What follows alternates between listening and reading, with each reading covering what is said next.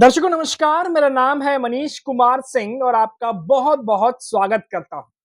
दर्शकों महाराष्ट्र में आज भी और कल भी 2 ऐसी तस्वीरें आई जो अचानक आई और यकीन करना मुश्किल था। भाजपा के बड़े नेता महाराष्ट्र के सीएम देवेंद्र फडणवीस के करीबी मिलने पहुंचे शरद पवार से। अब यहां पर अटकलें तेज हो गई कि क्या शरद पवार से मिलने के लिए फडणवीस के करीबी नेता क्यों पहुंचे हैं? क्योंकि अभी एक दिन पहले एक तस्वीर और आई थी, जहां एकनाथ शिंदे के करीबी मंत्री, दूत कहे जाते हैं एक तरीके से समझिए, एकनाथ शिंदे के प्रताप सरनाईक परिवहन मंत्री हैं, वो भी शरद पवार से मिलने पहुंचे थे। अब इस मुलाकातों के पीछे, इन मुलाकातों के पीछे क्या अटकलें चल रही हैं? क्या खबरें निकल कर आ रही हैं? क्यों विपक्षी धड़ के 2 बड़े नेता शरद पवार से मिलने पहुंचे और क्या कुछ बातें हुई हैं? क्या कुछ निकल के आ रहा है? डिटेल से आपको बताते हैं। दिवाली के मौके पर महाराष्ट्र की राजनीति में एक दिलचस्प मुलाकात चर्चा में है।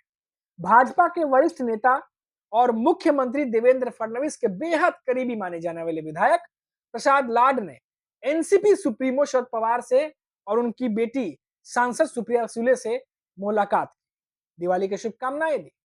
खबर यह है कि औपचारिक मुलाकात थी, दिवाली का समय था तो मुलाकात करने पहुंच गए थे।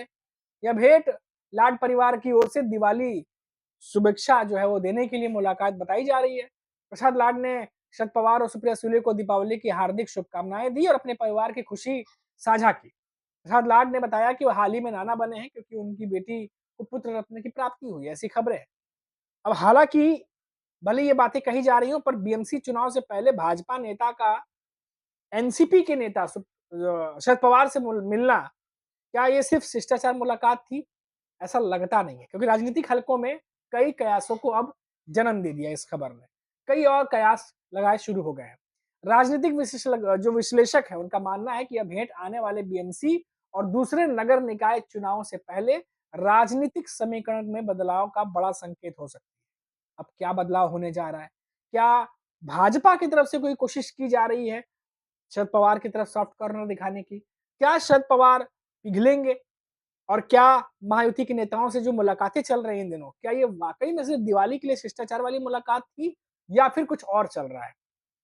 ये बातें इसलिए हो रही हैं क्योंकि अभी कुछ दिन पहले ही खबर आई थी कि बीएमसी चुनाव से पहले, निकाय चुनाव से पहले शरद पवार से अचानक मिलने पहुंचे हैं शिंदे के दूत, एकनाथ शिंदे के करीबी प्रताप सरनाईक, जो कि परिवहन मंत्री हैं।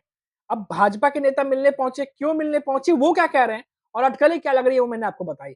अब देखिए कि एकनाथ शिंदे के नेता प्रताप सरनाईक परिवहन मंत्री मंत्रिमंडल में है, अभी एक दिन पहले मिलने पहुंचे थे और कहा गया कि शिष्टाचार की मुलाकात है, दिवाली का मौका मिलने पहुंचे होंगे। लेकिन क्या वाकई में, क्योंकि प्रताप सरनाईक बहुत मंझे हुए राजनीतिज्ञ हैं, क्या इतना ही सब कुछ था? राजनीतिक गलियारों में तो अलग ही चर्चा चल रही थी। प्रताप सरनाईक मुलाकात को केवल दिवाली की शुभकामनाएं देने के लिए की गई औपचारिक भेंट बता रहे थे। तो इस मुलाकात के दौरान उनके बेटे विहंग सरनाईक भी मौजूद थे। राज्य में बीएमसी सहित विभिन्न स्थानीय निकाय चुनाव के लिए चुनाव होने वाले हैं, जिसे लेकर सियासी गतिविधियां तेज हो गई हैं। सत्ताधारी महायुति और विपक्षी महाविकास अघाड़ी दोनों ही अपने अपने स्तर पर रणनीति बना रहे हैं। ऐसे में नेताओं के बीच बैठकें चल रही हैं, संपर्कों का सिलसिला जारी है। अब तो जानकारी निकलकर सामने आई कि प्रताप सरनाईक और शरद पवार के बीच जो मुलाकात हुई, उसमें कई और पेच हैं। कई और पेच कैसे हैं? क्योंकि मुंबई क्रिकेट एसोसिएशन यानी एमसीए चुनाव से भी हो सकता है। सूत्रों के मुताबिक इस मुलाकात में एमसीए के चुनावी समीकरणों पर चर्चा हुई है। अब विहंग सरनाईक मुंबई प्रीमियर लीग के अध्यक्ष हैं और एमसीए के सदस्य भी हैं। वह इस बार एमसीए चुनाव में एक प्रमुख उम्मीदवार के तौर पर चर्चा में है। ये भी गौर करने वाली बात है कि मुंबई क्रिकेट एसोसिएशन पर लंबे समय से राजनीतिक हस्तियां जो है वो वर्चस्व रहा है, उनका एक तरह से राज चलता रहा है। शरद पवार खुद इस संस्था के अध्यक्ष रह चुके हैं। वही दिवंगत मुख्यमंत्री विलासराव देशमुख ने भी ये पद संभाला था।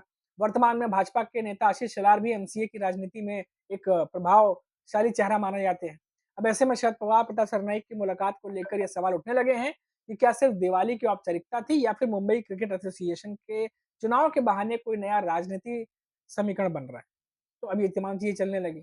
लेकिन महाविकास अघाड़ी की बात करें, अगर महाविकास अघाड़ी जो विपक्ष है, उनके बीच में इस चीज को लेकर के बहुत ज्यादा कोई ऐसा उत्साह नहीं है। तो इससे ये भी अंदाजा लगता है कि शायद राजनीतिक गलियारों में जो चर्चाएं चल रही है शायद उस तरीके से चीजें ना हो, क्योंकि शरद पवार मंजे हुए नेता है और कोई भी उनसे जब मुलाकात करता है तो वो समय देते हैं, भले वो तमाम खटास के बाद अजीत पवार ही क्यों ना हो। जब पार्टी अलग हुई थी तो कितने नाराज हुए थे शरद पवार, ये सभी को पता, उनकी पार्टी टूटी थी, उद्धव ठाकरे की पार्टी टूटी थी और दोनों जो है एकजुट हुए थे और लोकसभा किस तरह से चुनाव लड़ा आपने साफ साफ तौर पर देखा। शरद पवार को किस तरीके से निशाना बनाया गया बीजेपी की तरफ से वो भी आपने देखा।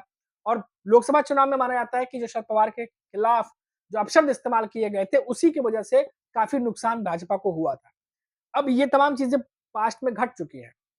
अब जो मुलाकातें हो रही हैं, क्या ये वाकई में बीएमसी चुनाव को लेकर के कोई राजनीतिक समीकरण बनाने की कोशिश है बीजेपी की तरफ से? क्या लोकल बॉडी के चुनाव में शरद पवार के किसी पत्ते से बीजेपी वाकिफ है, जो ये करीबियां बढ़ाने की कोशिश की जा रही है? क्योंकि वैसे भी बीएमसी चुनाव, निकाय चुनाव में कहा जाता है कि ये शिवसेना बनाम बीजेपी ही ज्यादा महत्व रखता है और राज ठाकरे के उद्धव ठाकरे के साथ आने पर ये कहा जा रहा है कि ठाकरे जो ब्रदर्स है उनका पलड़ा कहीं ना कहीं भारी हो सकता है। तो ऐसे में शरद पवार की भूमिका कितनी अहम हो जाती है, महाविकास अघाड़ी के लिए बात करें या फिर महायुति के लिए बात करें, क्योंकि इस समय कोई भी पार्टी साथ साथ लड़ने की बात तो कर रही है पर अकेले लड़ने की बात भी कर रही है, यानी फ्रेंडली फाइट हो सकता है, चाहे वो महायुति हो चाहे महाविकास अघाड़ी हो। बिल्कुल क्लियर क्लियर बता रहा हूं जो महाराष्ट्र की स्थिति है इस समय। और जो लोग महाराष्ट्र के राजनीति को करीब से समझते हैं, जानते हैं, उन्हें ये बात पता है कि महाराष्ट्र की सियासत में कभी भी कुछ भी हो सकता है। महायुति के नेता हो सकता है कि आधे सीटों पर महायुति के साथ लड़े, आधे सीटों पर अपने सारे के सारे उम्मीदवार उतार दें, ये भी हो सकता है। ये महायुति विकास अघाड़ी के साथ भी हो सकता है। तो ऐसे में हर पार्टी ज्यादा से ज्यादा सीटों पर चुनाव लड़ने की कोशिश इस बार कर रही है, क्योंकि हर पार्टी चाहती है कि उनकी सीटें ज्यादा आए, क्योंकि जिसकी सीटें ज्यादा आएंगी उसकी बात मानी जाएगी, उसका पलड़ा हमेशा भारी रहेगा। तो अब ऐसे में शरद पवार की भूमिका बहुत इंपॉर्टेंट हो जाती है। तो क्या ये एकनाथ शिंदे के नेताओं का जाकर के शरद पवार से मुलाकात करना, उसके बाद अब बीजेपी के नेताओं का जाकर के शरद पवार से मुलाकात करना, वहां पर सुप्रिया सुले की मौजूदगी अपने आप में काफी कुछ बयां कर रही है कि ये सिर्फ एक दिवाली के मौके पर की गई मुलाकात तो नहीं थी। आने वाले समय में बहुत कुछ समीकरणों पर चर्चा भी चल रही है। तो ये ताजा अपडेट थी महाराष्ट्र की जो हमने अब तक पहुंचाई, क्योंकि शरद पवार के इर्द गिर्द कहीं ना कहीं महाराष्ट्र की सियासत किसी न किसी तरीके से पहुंच ही जाती है। तो जो भी अपडेट होगी आगे हम आप तक पहुंचाते रहेंगे। फिलहाल अभी के लिए इतना ही, लेकिन आप ये इन मुलाकातों पर क्या सोच रहे हैं कमेंट बॉक्स में जरूर बताइएगा। अभी के लिए इतना ही, आप देखते रहिए 4 PM महाराष्ट्र और लौटेंगे तो बात करेंगे फिर किसी बड़ी खबर पर। जाने से पहले चैनल को सब्सक्राइब जरूर करिएगा ताकि अगली वीडियो जब हमारी आए तो उसकी नोटिफिकेशन आपको मिलती रहे। नमस्कार।